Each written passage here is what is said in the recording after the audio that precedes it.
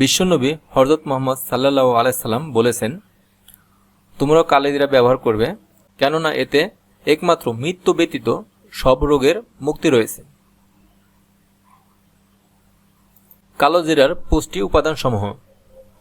এতে রয়েছে আমিষ 21%, শর্করা 38%, বৈজস তেল ও চর্বি 35%, প্রোটিন রয়েছে 208 মাইক্রোগ্রাম, ক্যালসিয়াম রয়েছে 1.85 মাইক্রোগ্রাম, আয়রন রয়েছে 105 মাইক্রোগ্রাম, ফসফরাস রয়েছে 5.26 মিলিগ্রাম, কপার রয়েছে 18 মাইক্রোগ্রাম, জিঙ্ক রয়েছে 60 মাইক্রোগ্রাম, নিয়াসিন রয়েছে 57 মাইক্রোগ্রাম, ভিটামিন B1 রয়েছে 15 মাইক্রোগ্রাম, ফুলাসিন রয়েছে 610 IU।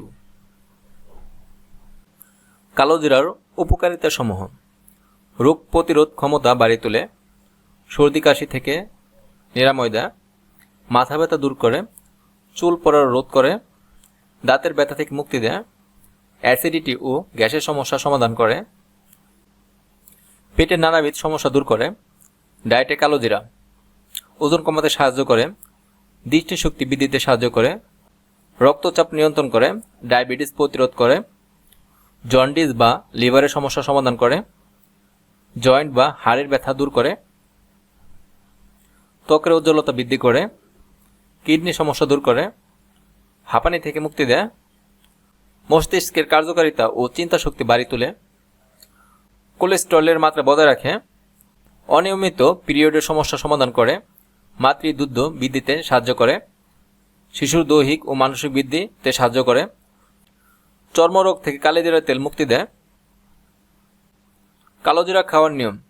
কালোজিরা তরকারি মশলা হিসেবে খেতে পারেন, কালোজিরার তেল মধুর সঙ্গে মিশিয়ে খেতে পারেন, কাঁচা কালোজিরা চিবিয়ে খাওয়া যায়, রুটি বানানোর সময় কাঁচা রুটির উপর কালোজিরা ছড়িয়ে দিতে পারেন, চাটনি রান্না করার সময় কালোজিরা ব্যবহার করতে পারেন, বিস্কিট, কেক, মিষ্টির মতো একাধিক খাবারে কালোজিরা ব্যবহার করা যায়।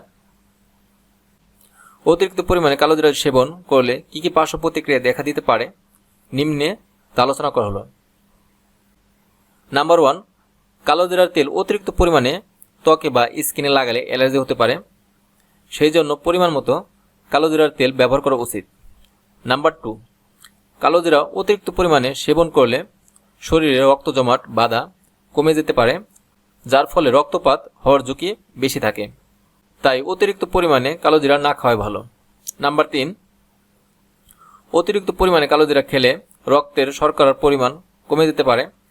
যদি কারো শরীরে ডায়াবেটিস এর সমস্যা থেকে থাকে তাহলে অবশ্যই শরীরের শর্করার চেক আপ করুন এবং চিকিৎসকের পরামর্শ নেওয়ার পর কালোজিরা খেতে পারেন। ভিডিওটি ভালো লাগলে ভিডিওতে একটি লাইক করবেন, আর আপনি যদি আমার চ্যানেল নতুন দর্শক হয়ে থাকেন প্লিজ আমার চ্যানেলটি সাবস্ক্রাইব করে পাশে থাকবেন। Thanks for watching.